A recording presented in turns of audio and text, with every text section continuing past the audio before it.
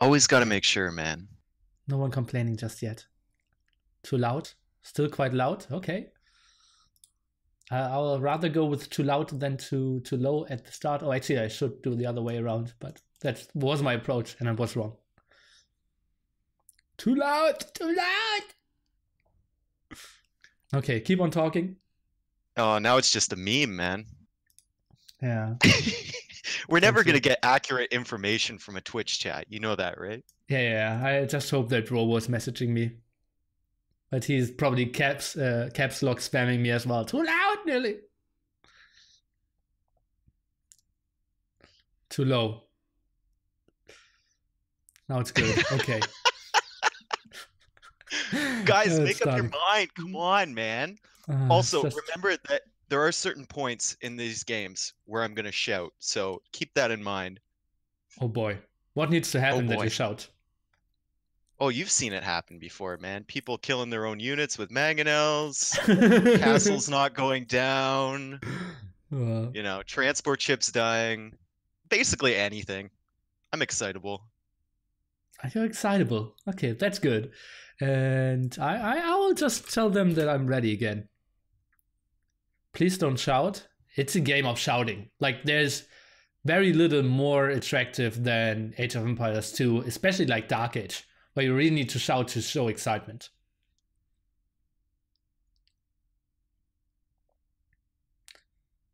Okay, Dave. I'm not sure if you are too familiar with the situation, but you will be the player introducer for the whole cast today. The player introducer, what a responsibility. Well, in this matchup, we have Fire, the Brazilian, against TaToH, the Spanish player. Fire's playing as the Persians. The map is Hideout, and TaToH is playing as the Britons. Interesting picks here. Yeah. And I racked my brain quite a bit on what civilization is the best here. And remember that we have like Byzantines, Italians, and also Turks in the map pool, which could be nice picks. And I feel Persians, yeah, they have a good boom. But what is your army composition really going to be? I think it's really tricky to come up with something great. It's also tricky on a map like Hideout where you're going to be fighting in choke points. Like if the game goes late enough. And Persians, I think they really excel when the map is open. Mm-hmm. Yeah, and I think Britons can really get a great advantage when, like if TaToH walls up and Fire is forced to fight him in a small area, I think Britons can do really well against Persians. Yeah, we will see about that. And well, just mass amount of crossbowmen, maybe some monks behind that, we will see. And look at how close they're chopping to each other. Obviously, pretty much impossible for them to scout that, but maybe in the long run, some crossbowmen, or maybe even an imp, some arbalists like with 11 range. Fire needs to run to weird places to really get good wood. Actually, there's still enough. Yeah, I mean, they could range each other, but you can just move, right? Yeah. It is TaToH, though, so we might see, you know, you never know with TaToH. You never know what kind of strategy he's going to go for. We might even see an onager at some point. Yeah, onagers to put longbows and arbalists all around the woodline so that Fire is forced to resign because he runs out of wood on Hideout. Okay, so let's take a look. We have now Fire going for the berries here as well. How likely is it that we see some feudal age aggression? Because it's kind of like giving you the feeling that you're safe behind walls, but those palisade walls, they can fall quite easily if someone goes for example, like a man-at-arm tower aggression. Well, I could see Fire putting some feudal aggression. Like, he sees the stone right now, and if he sees that gold from TaToH as well, he might be tempted. He really might be tempted to go forward, because TaToH's res is not the greatest. Yeah, the thing is, he only saw one of the stone spots. If he spots the other one, the right-hand side one, he knows that TaToH's completely out of stone spots and can easily just do a tower rush, and TaToH only has one single tower to defend then. For now, Fire just camping that boar. Is he maybe even trying to go for the steal? Looks like it. No, he's trying to camp it for now. That's a long way. Man, that's a long way. But it's fire. It should make And it happen, right? you gotta remember, you gotta get it through your gate too. It's not just about bringing it to your base. You gotta mess around with the gate as well and trying to get the boar in there. We'll see. And now we see Scout against Scout. TaToH is winning that one. Remember, I believe Hideout, this version is without any hills, so it's not really possible to run somewhere and try to take another engagement. For now, it would have been the win for Mr. TaToH, who is finally getting his second boar home. Already has 2 lumber camps, so he will play something towards Castle Age for sure. Same goes for Mr. Fire, I believe. Really unfortunate for Fire, he didn't spot that main gold. And he saw the secondary gold, but he didn't see the other gold. Like, he saw the secondary one, didn't see the main one, and didn't see the third one, which is unfortunate. Just losing those HP there somewhat hurt him. And, oh, look at that. Fire is going to wall. So he wants to play, let's say, at least something in Castle Age, if not even in Imp. And I think, like, Imp, Persians will have very little answers, right? What can he really go for? Paladin Ram? Paladin Skirmisher? Is there enough gold on the map to justify something like that? Or to keep it going? There aren't any extra gold spots, right? And all the relics, so much better for TaToH. If we look at that, kind of all of them in the 1000s, one of them kind of in between them, so will be tricky for sure. Yeah, those relics those generated so badly for Fire, didn't they? Well, the secret map hacks, obviously if the Viper isn't playing and he still wants to grab those monies, he will just hand over the map hacks to TaToH and we'll just sit back and enjoy. He's like sitting in a dark room somewhere in a basement, like pulling the strings. Yeah, well, that sounds like a typical Viper day, yeah.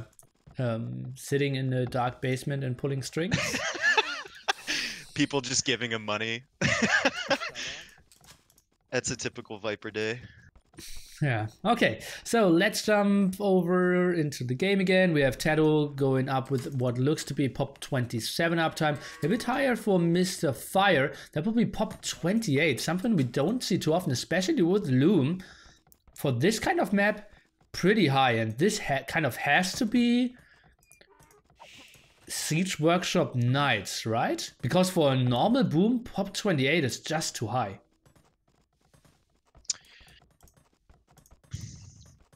I don't know. I really don't. I'm not going to call what Fire is going to make because this build is very confusing to me. Normally you want to be up faster than that. He maybe will add like 2 extra TCs and then have all the eco upgrades. For now even 1 villager is blocking. Now he micros that. Yeah, he might be a bit later because 1 villager is obviously idle and investing some resources into that. But I just feel like TaToH, he will be up so much faster, and well, those walls won't hold too much once TaToH gets up to like 6 crossbowmen or something.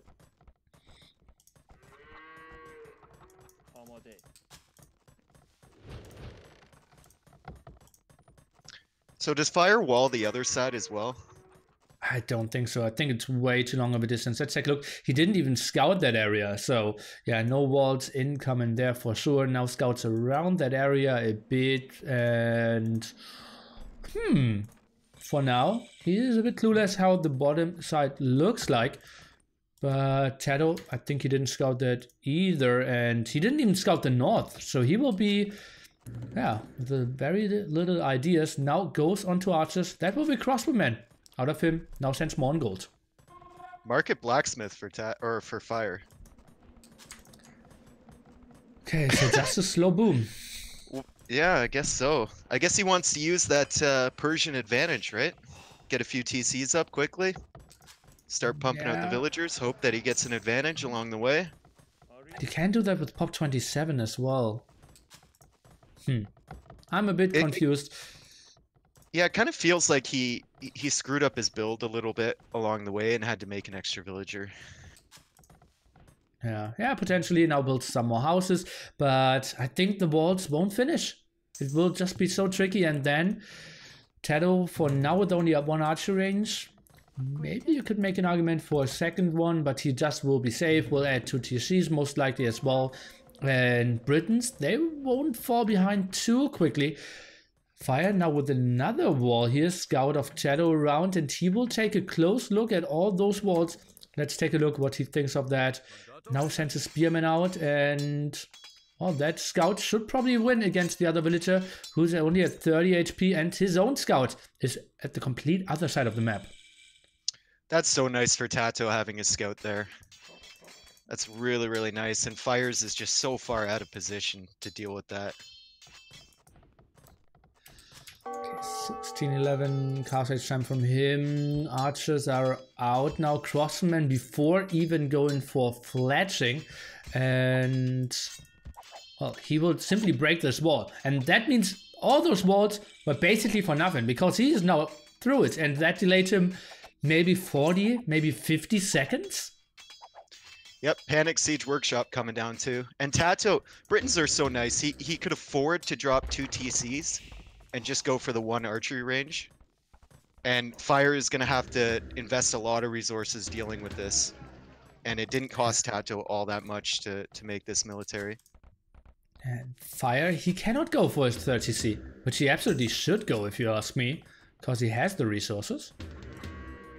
And, well, Mangonels against Britons. That's 7 range against 8 range. And TaToH, trust me, he can micro those crossbowmen till death.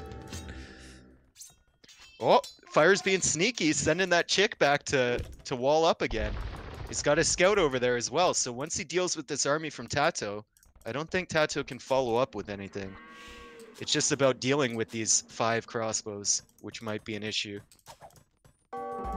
We'll see, and now those crossmen trying to attack the walls a bit. Mangonel is trying to go out, bugs a bit. Might get a good shot in. TaToH with this split.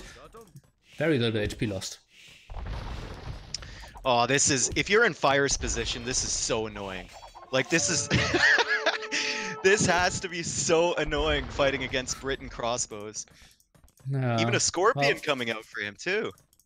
That's a bit better. You are missing less shots, and he's even opening more walls. At the same time, he indeed reinforced those walls. But TaToH, he kind of stopped producing, right?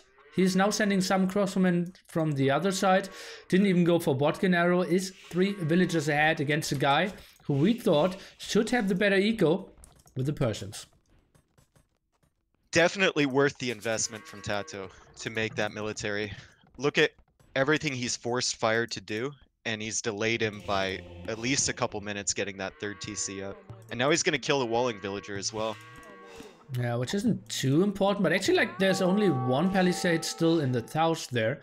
So let's see about that. And in all honesty, like, TaToH, is he has to be happy if they were with even villagers, right? Because I still feel he will have the better early imp composition. And Fire might be in trouble, man. TaToH sent 3 crossbows around the bottom side, and Fire's running his monk right into it. Oh, well, we might That's lose one. Let's take a look at the top. Crossbowman. Wow, that looks like not a lot of lag.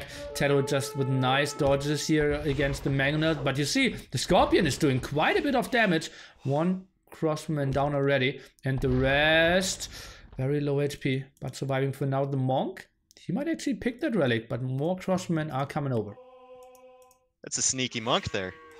Completely hidden, but I still feel like TaToH should kill him. Let's see if he right-clicked that or if he went in with patrol. And he Fire's trying to drop a TC right near the crossbows from TaToH. TaToH could be really annoying here if he wanted to. Yeah, he's gonna be. That's ugly. That's so At painful. least Fire has Bloom, but 1 villager down. Make that probably 2. He's microing the one in the back quite nicely. And whoa, only 1 villager down there. Solid clear up. Someone give that Scorpion a medal. Holy, 1 shot. Oh, and now we see the crossbow that I said at the woodline there. So the Fire needs to move a bit. I didn't want to delete that lumber camp. And the Monk, he sneaked through. I don't think he's gonna live for very long though. TaToH sees that right there. Oh, he doesn't notice though. Look, the Monk's sitting in the relic, converting like a boss. And you might get both conversions. Oh! Fire! Plot twist. Yeah, indeed, plot twist. Yeah, we thought, okay, oh, might get dicey, he will lose. But actually, he gets a friend called over, and they will start the conversion and now running home with the relic. Still, there are some crossbows that will finish him off, but, well, was more annoying than we thought.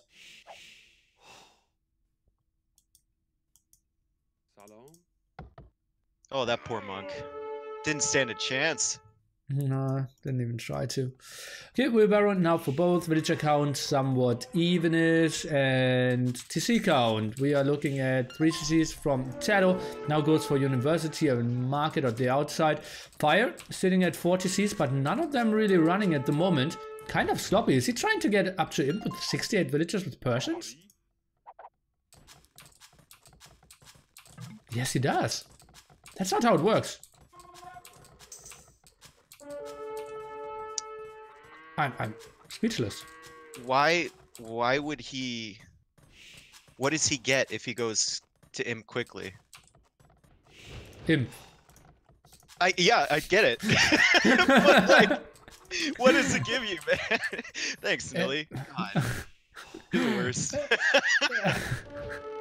Maybe it's just a misplay because he's queuing. Yeah, now he's queuing up villagers again. It was just, well, a minute of no villager production, and now he's behind by 5. Although he should be up by like 10. 4 Persian TCs against 3 Britain's TCs. And here comes TaToH at the bottom side. He's gonna place some forward production buildings. And Fire's got to start building up some sort of military to deal with this. TaToH even building a monk, trying to deal with the scorpions. Fire with some monks behind there. And we'll go for some aggression, but this will get interesting indeed. Fire will try to wall off that, but should run into some army. Let's see, maybe Fire can push this off. I just feel like TaToH's transitions once he gets to imp are so much easier than Fire's in this situation, and so much smoother. Fire is gonna have to tech into cavalry, and TaToH's already got all the techs ready for his archers once he gets up there. And techs are just so much cheaper as well, right? And as we mentioned before, if we fight like in one single spot and it's tough to raid around you, it's just so much easier. Now the knight is getting the kills in, scorpion is dying. Fire on the way to imp, 7 villages ahead there. Now goes into fletching. Is he going for skirms? Persian skirms, Dave. Persians don't get bracer, kids. Alright? It just kids feel like don't do this in ECL. Don't do this in ECL. Don't tell me how to live my life, Millie. Okay, well, monk defense for now, Botkin arrow. Maybe crossbowman defense from Persian. Okay, maybe it's just more damage on TCs. He will go into mass skirms. Well, maybe there is an option. If you have the huge eco advantage, to just go siege ram skirms against Britons. But once he has like 3 onagers out, you're completely toast. And if you go siege ram, you're forcing him into onagers, which means he can just cut the wood in between your base. Yeah. And get in. It's I mean, siege ram is the Briton killer, but you need something to back it up, and I feel like Persian skirms won't be enough. Well, we will see, especially with TaToH trying to micro here, still 8 range. Aim timing for both now within the next minute. And, well, indeed will be the skirm push. So much food by him, though. TaToH's teching into pikemen. He doesn't expect the skirms. He really doesn't. Surprisingly. This is next level plays right here from Fire. No ballistics still from TaToH, at least that's what it looks like here. Splitterinos, nice job here, and will get the kill. Now an imp, that gives him suddenly 9 range. Those walls at the top won't finish, he sees the mangonel. Is he spotting the archer range? Not really. He still has 0 idea about the army composition of Fire. He'll know. He'll know soon enough. Nice shot there on the Mangonel. Fire goes for the anti-split, loses to skirms. Okay, villagers now moving forward, and TaToH, he has to be confused by that. Has enough stone. The question is, will he build the castle aggressively or defensively? Nice ground attack against the villagers here, and the answer is defensively. So we'll try to defend with the castle at home and push with the Arbalest. I think Fire is having his army completely out of position. I really like the decision from TaToH to go capped ram. Very, very smart on the bottom side. Arbalest with capped rams in front, and Fire doesn't have any melee to deal with these rams at all. Yeah, not for now for sure. Still has endless amount of food here, not really getting that on the map. Now goes on to more archery ranges, completely ignores the fact that he could maybe take into Hussars as well. Now goes for chemistry, full elite skirmisher is his option. And honestly, if Fire's plan was to play elite skirms against Arbalest in Imp, I think he should have played something more aggressively early on. I think it seemed to me like Fire didn't really have a plan here, and he's just been reacting to all of TaToH's moves this game. Well, perhaps. I'm just trying to find the reason what Fire thought and what made his decisions, but well, we will see. Now Arbalest out microing all the skirmishers. TC still only living because it has the extra HP for the Persians here. Halberdiers in front as well, but no real unit to fight with them. And well, Fire's taking at least gold efficient fights here. How long can he hold though? And what's the killer move for him? Like, what's the knockout punch if Fire manages to hold? Mass rams at the top. Yeah. Mass rams. That's his only option, right? Yeah. Let's see. But TaToH already switching on to Cavaliers. Interesting. So Britain Cavaliers. Not a great unit, but a great unit against elite skirmishers of Persians for sure.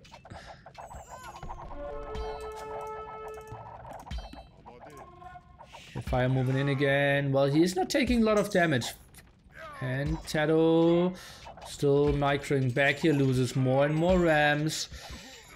Let's take a look. Do we see maybe some mangonels here? No, TaToH is really getting all the resources on the map here. Cavalier tech is prepared, 3 stables in the back. Fire is pushing this back at the moment. All it's going to take is 3 or 4 Cavalier though, and a castle coming down from Fire there.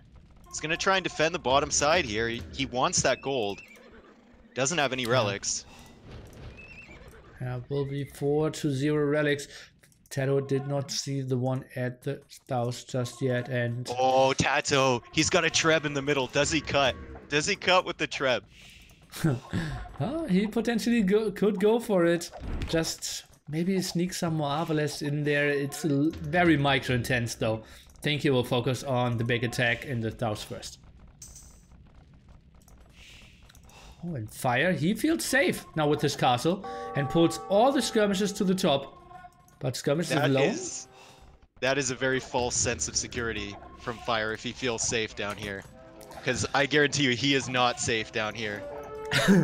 Well, you want to tell me that 1 monk and 2 bombard cannons can't hold off 40 Arbalest, 20 Cavaliers and 8 capped rams?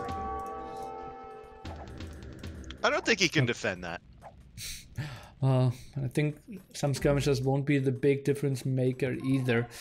Will get tricky, and TaToH seems like he is charging forward, is building another castle there as well.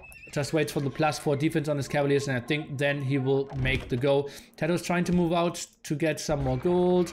Mangonel will easily die against all those skirmishers here, and well, a lot of raids by Fire all around. But we are just waiting for the big attack here in the south. And Fire, he has very little idea of that. Yeah, I don't think TaToH really has to worry about the top side. If he tosses down a few walls and just focuses on the bottom, like look at this push from TaToH. So many rams. The Cavaliers coming right for the bombard cannons. That is very expensive for Fire to lose those. Indeed, and rams now they're hitting the castle, instant down, and Fire even fights before we have a real engagement. GG, and well, those skirmishes didn't do a lot, and I at the start said I believe Persians aren't good, but if your game plan is to go elite skirms with Persian only, I think it's even worse. Yeah, I agree. I don't think that was his plan. I think he was just reacting to everything TaToH was doing. He didn't really know like what he wanted to do after TaToH got through the walls at the top. Yeah. Yeah, maybe if the walls are up and TaToH is just wasting some crossbows, trying to get some houses down, needs to run the whole way around, and then that's a bit differently, but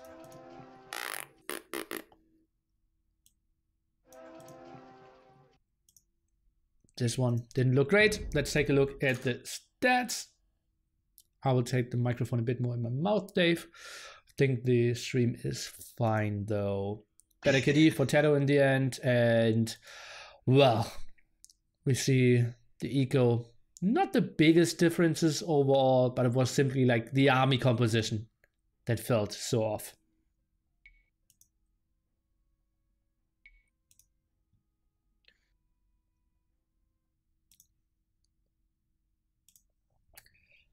And that was hideout for us, and we will try to take a look into Mediterranean as the next game here for Fire against TaToH, and probably TaToH the big favorite, although Fire said he is starting to love Mediterranean as well now, because he realized it's not all about Fire Galley and demos, it's also about who transitions into galleys a bit faster.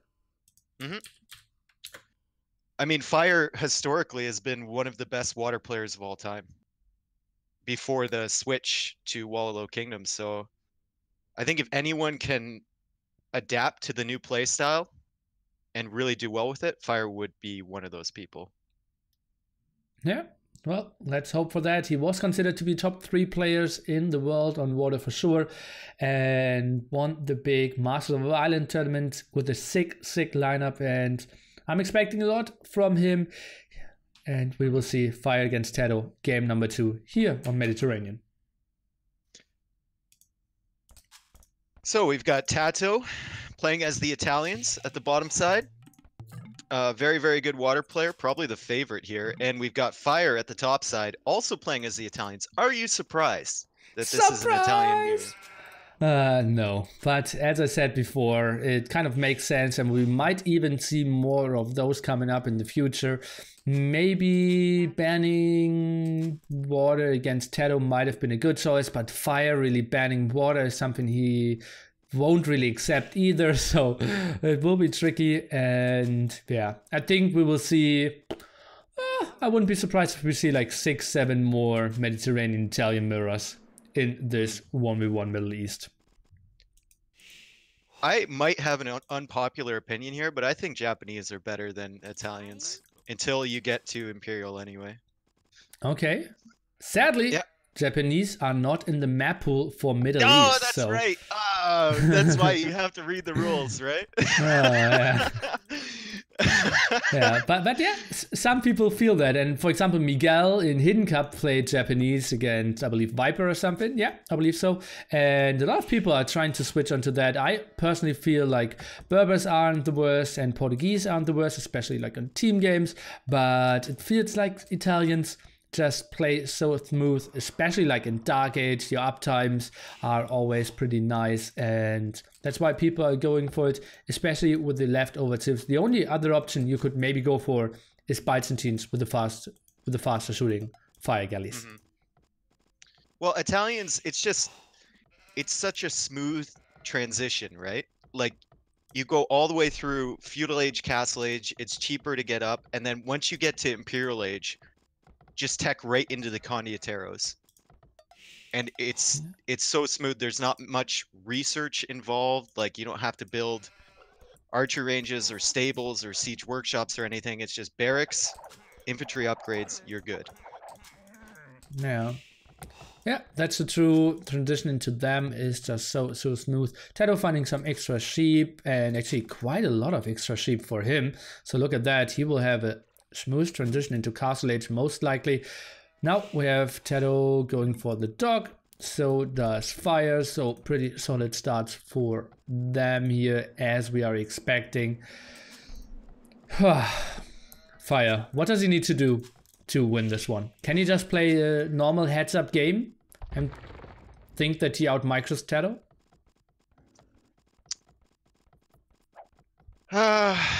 I really don't know. I think he has to hope that TaToH makes a mistake, to be honest.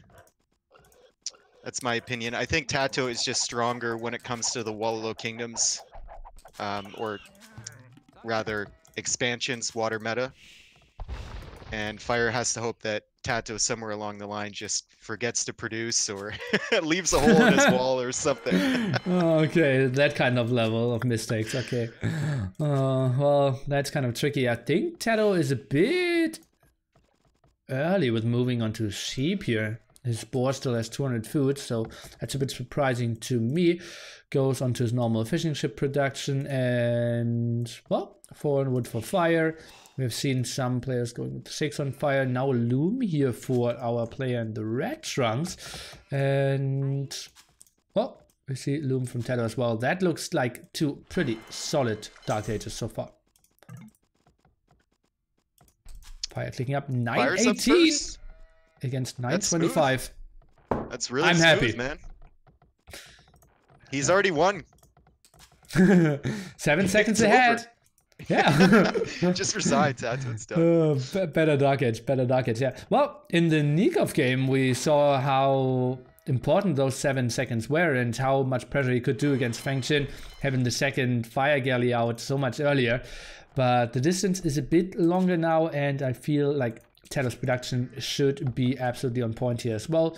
Don't really love how his villagers are spread around at the moment on the wood line, but I think he will fix that. And then this looks pretty mirror so far. Also 3 fishing ship, and I had Fire Coca several times in the last 2 weeks. And he always said that he hates to play with only 3 fishing ships. And now he's going for 3 fishing ships as well. So he clearly changed his approach here. Maybe adjusting to his very early uptime.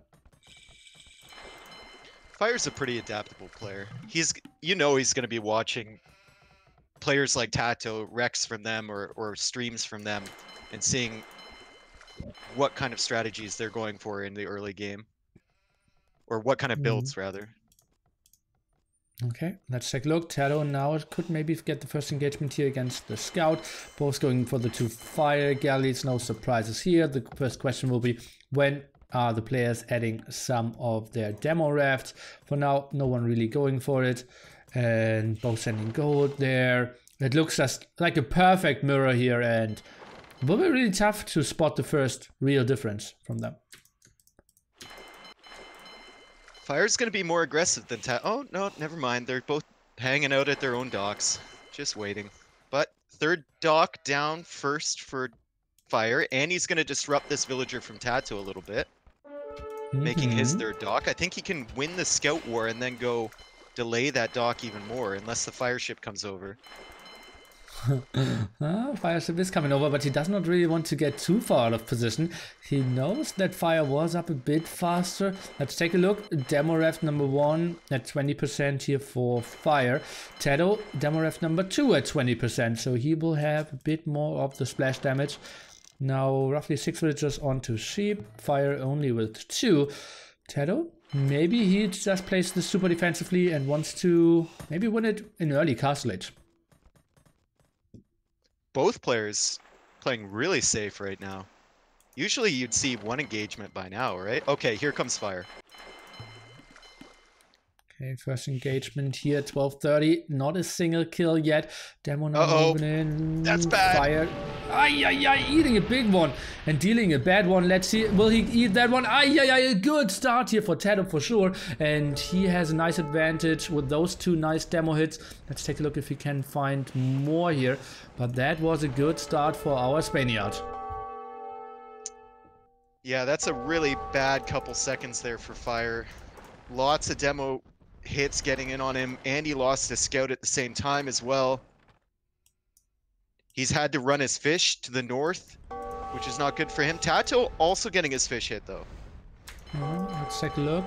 No demos coming out pretty quickly. Loses one fishing ship though, even. And demo now coming back, losing a lot of HP. Will maybe get one kill in here. Just trades 1 for 1. Military count 6 to 6. Fishing ship count somewhat even as well. So both taking blows, both dealing blows. It's somewhat even.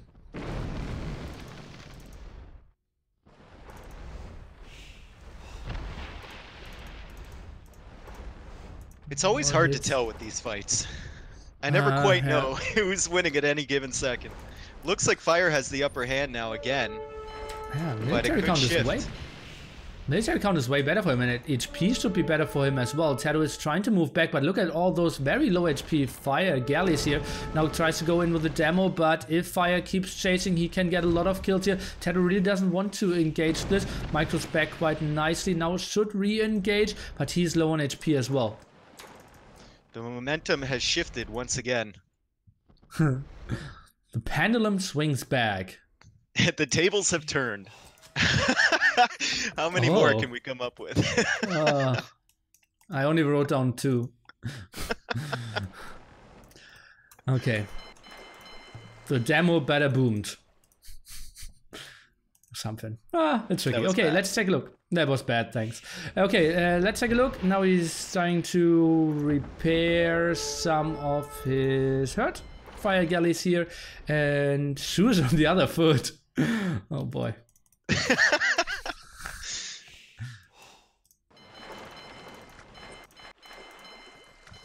Okay, so Fire, 150 food, running out of sheep, has a lot of villagers on the berries. On the other side, TaToH, 400 food, 200 gold.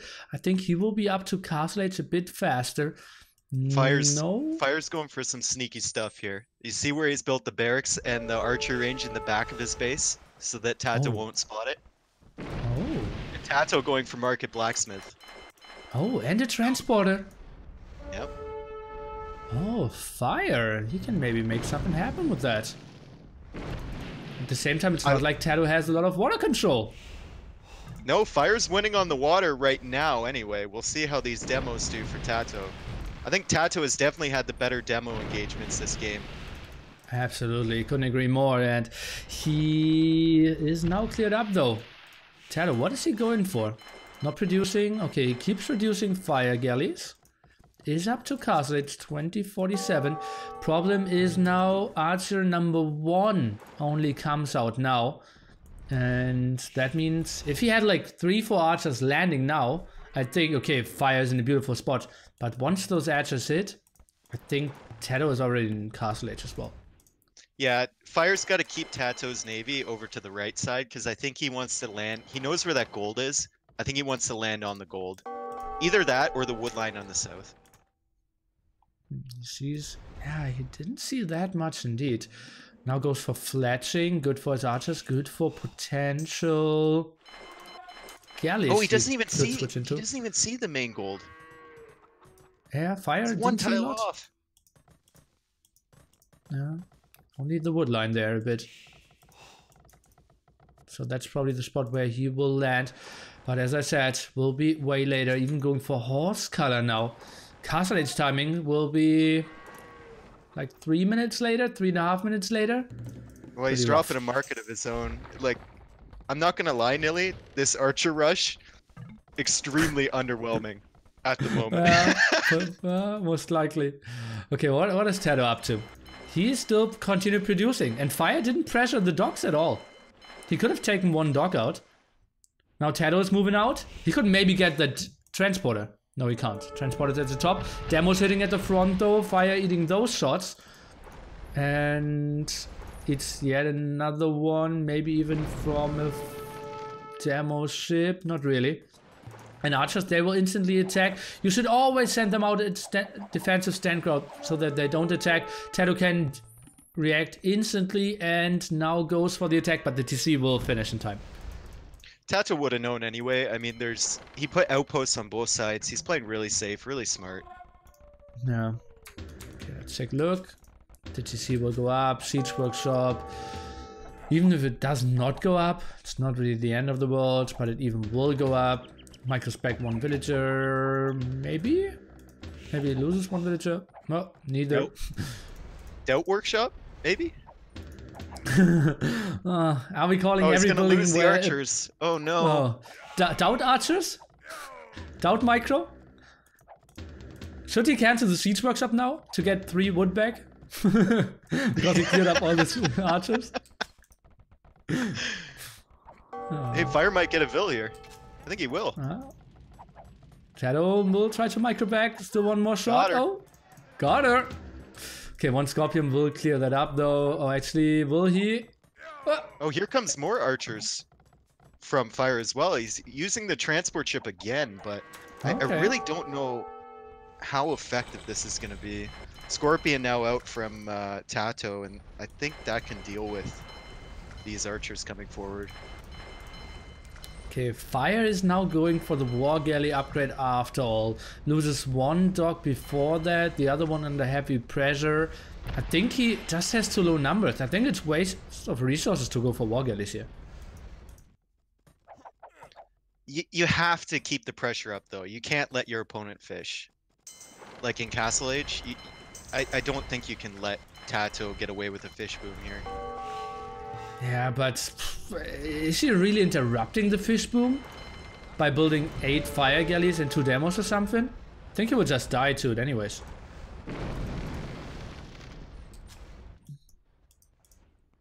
TaToH protecting everything. Scorpion is clearing up the archers that got Botkin but didn't get the crossbowman upgrade. And, well, Fire cannot really do a lot. What did he really do? Forced the siege workshop, forced 2 Scorpions. Killed a villager.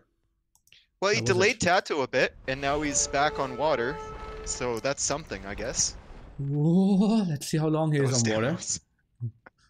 Yeah, scary. Oh, yo! No. Okay, 5 fishing ships at the moment with drill nets. TaToH now goes for horse color as well. We'll add some more farms. Is 10 villagers ahead at the moment. And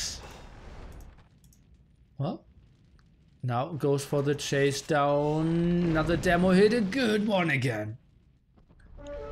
Okay, Fire's loading villagers up into the transport ship now. So where he brings them, I don't know.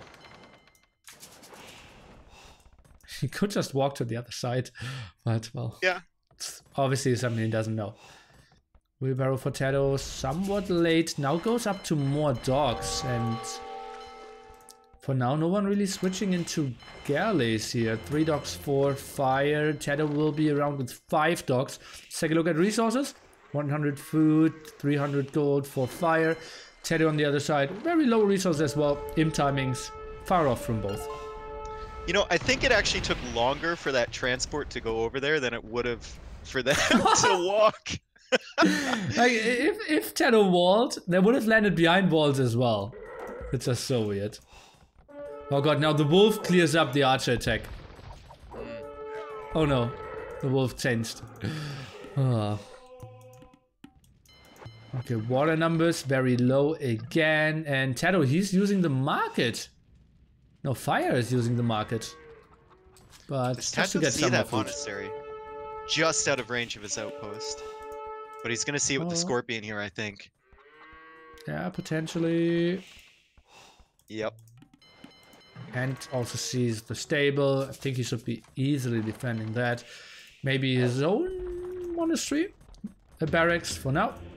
Even has a monastery, so yeah, should be quite easy of a defend.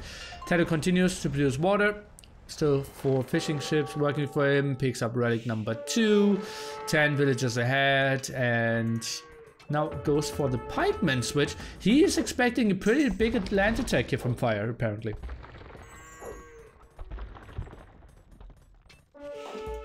Double monastery, 2 sables.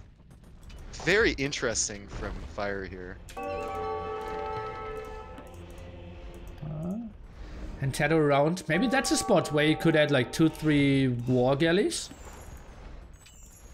Snipe some builds, do some damage against monks, just pressure a bit. Now he just took 1 conversion. Now goes 3 barracks pikemen for the defense. Should be pretty easy against the composition of Fire. Redemption for Fire. Interesting. He wants to convert the scorpions or mangonels that come out, I guess. Or the ram, you mean?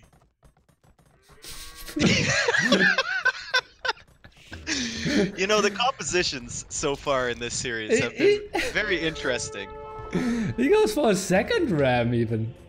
That can't be a misclick, right? No. I think he does not want to get converted. And just moved in with the pikeman in the ram, goes close to the monk, and then ungarrisons. This is next level meta. That is next level meta. That's like campaign meta. That's like first playing the game meta. He's bringing it back. Oh man. Okay, move forward. Rams to the front. But he has redemption and a mangonel. Okay, more pikemen, dodging some shots. This is so weird. Okay, now jumping out. He could maybe send every pikeman that's getting converted back into the ram as well. Mangonel down. Rams now should kill the monks as well. Pikemen versus monks. The battle that never ends. Yes. Yeah. Okay, now going for some crossbowmen is Fire. Knights helping out for Fire, quote unquote helping out. And, well, TaToH, he's just smashing that. If we had like 8 crossmen or something behind it, it would do something. But maybe like Scorpion, crossman, Fire. Well, he is doing something, but the war galleys in the back just helping out as well. And now the defensive castle for TaToH to just finish the defense off. He is forcing TaToH to invest a lot here, though, to deal with this. But TaToH has all the answers. Now it was a lot of crossmen and scorpions, good against the pikemen, but now the knights with +1/+1 coming over, clearing all that off. Only now wheelbarrow for Fire. I didn't take a look at the water for quite some time. We still have 7 fishing ships around with drill nets. Not a lot of docks for Fire at the moment. I see 1. And imp for Mr. TaToH. I feel like if you know you're losing and you're behind the other player, especially on water, you should be sending a rogue Fire ship every so often to check for fish. And Fire hasn't done that, and TaToH's gotten away with having those 7 fishing ships for a long time. Yeah, potentially. They're kind of unprotected, but before that TaToH did a great job of always having 2 demos and 2 Fire ships patrolling in front of his water.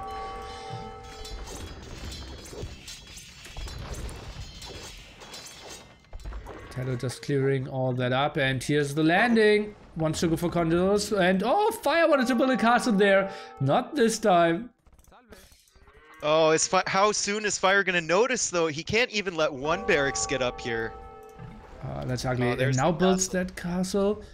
If we have like 3-4 war galleys coming over, this could be maybe stopped. No, he puts just more villagers. No, it's too late. And yeah, TaToH is not even imp, so he builds a pikeman instead of 5 condos. Well, he's just gonna shift his villagers over and make barracks somewhere else. Yeah. And Fire's gonna have to deal with that as well. Yeah, and he can get away with it. Because with all the water control in the world, he can just start raiding and Fire. While building 1 castle here means he won't build the castle somewhere else. He has enough stone to build another one pretty soon though. And maybe then he can hold. But that just means TaToH cannot kill him now, it doesn't mean that Fire is giving himself a better shot of coming back.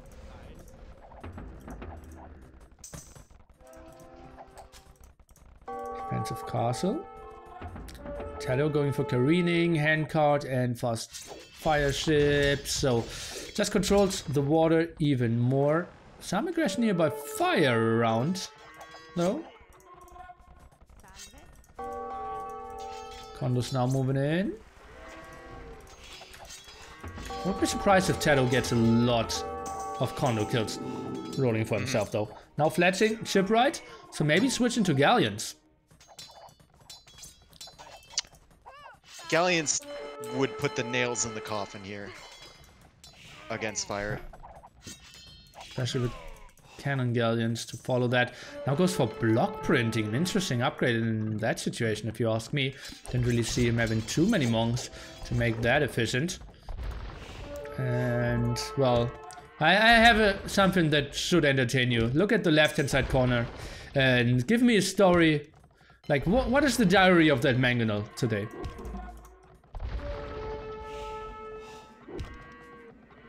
Mangonel, left-hand side corner. Dave! Dave! We lost Dave, guys!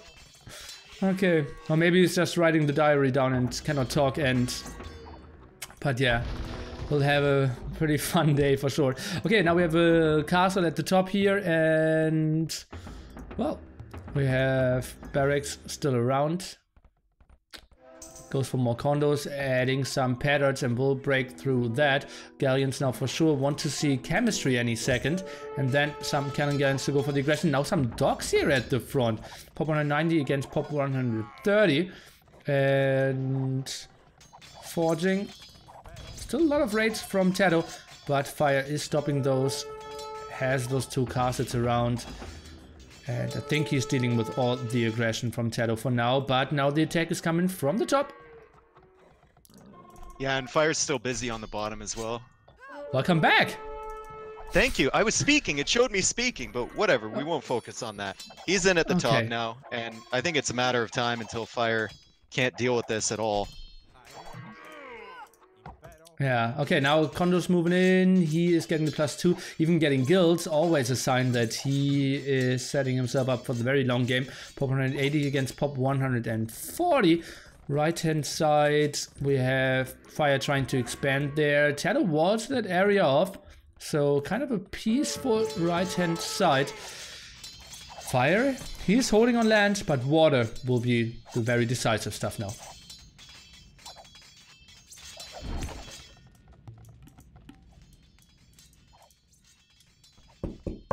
Dave. Yeah, I'm just looking. Yeah. Okay. I'm analyzing the game. Come on, man. Okay. Yeah, sometimes casters talk about while analyzing. So I thought you were gone again. Okay.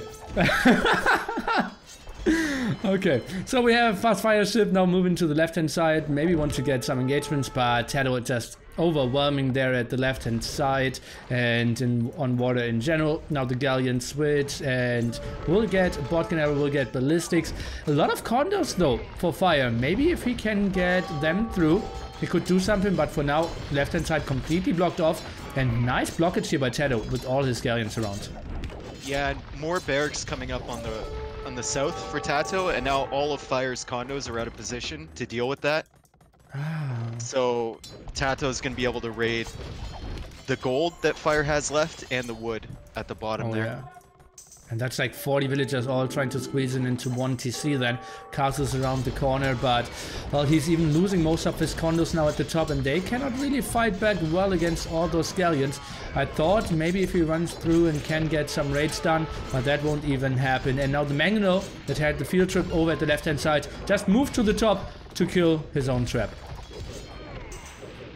It's doing good work. It's doing good work. And now he's in on the bottom side. I feel like as soon as Fire notices this, yeah, GG coming in. Well played by TaToH. Really well played. Yeah. What was it? Was it the sneaky archers for Fire that kind of lost him the game, right? He had the water advantage. He could have been up at the kind of similar time. And then those 4 archers in the back, needs to build a barracks, needs to build an archer range, went for fletching, and they did nothing. I feel like Fire's feudal time was faster. He took a couple bad fights, and I think he thought he was behind, and that's why he went with the archers. He thought he was further behind than he actually was in terms of eco and water production. And it cost him the game. Okay. Yeah. Could see that. Okay, let's take a look into the achievements. I think that makes a lot of sense, yeah. He took a lot of big demos and then he came up with this sneaky strategy. And, well, in the end, KD is somewhat even. On water, it was kind of even over and over again. Kondo against Kondo went quite even as well. Better eco for TaToH. He could add those CCs a bit earlier because he was in Castle Age. Obviously had the fish rolling for him as well. But we still have to say solid Dark Ages by both players.